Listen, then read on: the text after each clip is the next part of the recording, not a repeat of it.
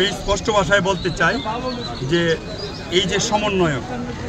যে যার রিপোর্টের প্রেক্ষিতে তাৎক্ষণিক বদলি করা হয়েছে একজন চৌকস অফিসারকে, সে একটা আওয়ামী পরিবারের, সে দীর্ঘ বছর যাবৎ, শুধু 17 না বহু বছর যাবৎ তার পিতা এবং তাই সে আওয়ামী লীগের বলিষ্ঠ ভূমিকা রেখে এই দেশের যত ধরনের অন্যায় অত্যাচারের সাথে সম্পৃক্ত ছিল। হঠাৎ করিয়া স্বাধীনতা যুদ্ধের পরে যেরকম রাজাকাররা আইসা মুক্তিযোদ্ধা হয়ে গেছে, সে এরকম ভাবে 5 তারিখের পরে আইসা হঠাৎ করে প্রত্যেকে আইসা সে সমন্বয় করে, বুঝতে পারি না সে সমন্বয়ক হয়ে এখন আওয়ামী লীগের দূষরদেরকে সে সেভ করার জন্য আজকে এইরকম একজন চৌকস অফিসারকে, ওই বাদ্দা ইউনিয়নের চেয়ারম্যানকে অ্যারেস্ট করা হয়েছে, সহকারে তার দুর্নীতির অভিযোগে যখন অ্যারেস্ট করা হয়েছে, আরও কিছু আওয়ামী লীগের দূষরদেরকে যখন দমন নিপীড়ন চলছে এই ওসির মাধ্যমে, তখনই সে সুচার হয়ে সুকৌশলে এই ওসির বিরুদ্ধে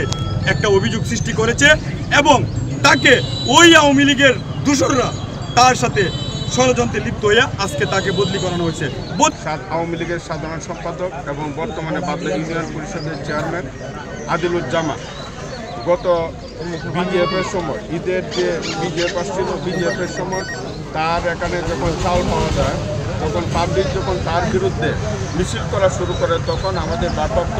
কর্মকর্তা মনোয়ার হোসেন সাহেব ওইখানে যান এবং পাবলিকের আবেদনের প্রেক্ষিতে এবং মিছিলের প্রতিবাদের প্রেক্ষিতে এবং সুনির্দিষ্ট তার চাল পাওয়ার প্রেক্ষিতে তাকে অ্যারেস্ট করে নিয়ে আসে। এই জন্য এই ঘটনাকে কেন্দ্র করে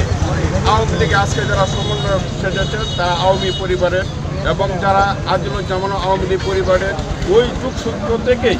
তাকে একটা মিথ্যা অভিযোগের প্রেক্ষিতে আজকে এখান থেকে বদলি করা হয়েছে। আমরা চাই এই বদলি অনতি বিলম্বে স্থগিত করা হোক এবং তাকে এই কর্মস্থলে যোগদানের সুযোগ দেওয়া হোক। ফ্যাসিস্ট সরকারের প্রেতাত্মাদের চক্রান্তে একজন চৌকস অফিসার মনোয়ার হোসেন ওসি, তাকে ষড়যন্ত্রমূলকভাবে বদলি করা হয়েছে। বদলি নিয়ম মাফিক হলে আমাদের কোনো আপত্তি ছিল না,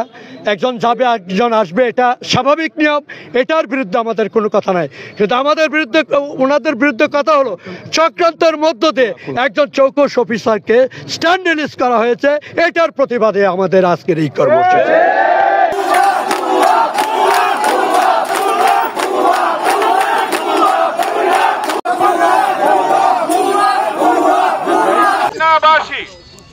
আমরা বিএনপি অঙ্গ সংগঠনের ব্যানারে আমরা আজকে একত্রিত হয়েছি। আমরা ছাত্র জনতা, আপনারা সবাই জানেন, বিগত আলোচনায় আমরা বলেছি আমরা স্বৈরাচার ফ্যাসিস্ট হাসিনার বিরুদ্ধে সংগ্রাম করেছি, আন্দোলন করেছি, জেল কেটেছে যুবদল, জেল কেটেছে ছাত্র দল, জেল কেটেছে স্বেচ্ছাসেবক দল, জেল কেটেছে মূল দল। ইটলা থানায় সকলের দাবি তাকে ফেরত আনতে হবে।